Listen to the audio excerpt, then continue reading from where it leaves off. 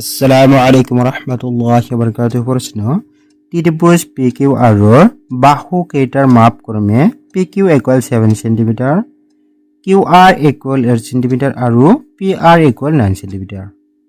ত্ৰিভুজটোৰ পৰিসীমা উলিওৱা। ইয়াতে এটা ত্ৰিভুজ দিয়া আছে।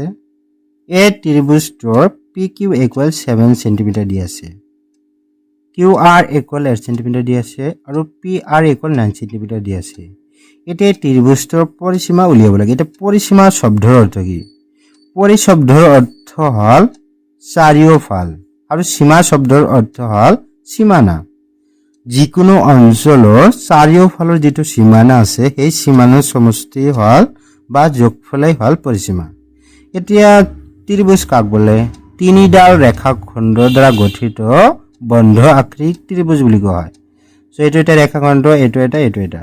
ইয়াতে তিনিডাল ৰেখাখণ্ডৰ দ্বাৰা এটা বন্ধ আকৃতি গঠিত হৈছে, যাক কি বুলি কোৱা হয়? ত্ৰিভুজ বুলি কোৱা হয়। এতিয়া ত্ৰিভুজৰ পৰিসীমা বুলিলে কি বুজা?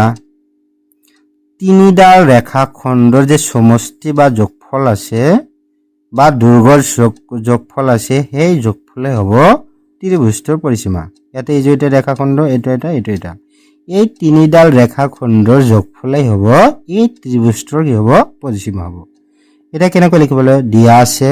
যেহেতু দিয়া আছে ইয়াতে গোটেইবিলাক, সেইকাৰণে আমি লিখিম ত্ৰিভুজ PQR ৰ PQ = কিমান দিয়া আছে? 7 cm, QR = কিমান দিয়া আছে? 8 cm আৰু PR কিমান দিয়া আছে? 9 cm দিয়া হৈছে। অতএব ত্ৰিভুজ PQR ৰ পৰিসীমা সমান দি কি লিখিব? PQ প্লাস দিয়া হৈছে, যেহেতু সমষ্টি বা যোগফল, QR প্লাস PR সমান দিয়া হৈছে। এতিয়া PQ কিমান দিয়া আছে? 7 দিয়া হৈছে। যেহেতু আমি সেন্টিমিটাৰটো এফালে লিখিম, সেইকাৰণে ব্ৰেকেট দিয়া হৈছে। তাৰপিছত ইয়াৰে কিমান দিয়া আছে? QR কিমান দিয়া আছে? 8।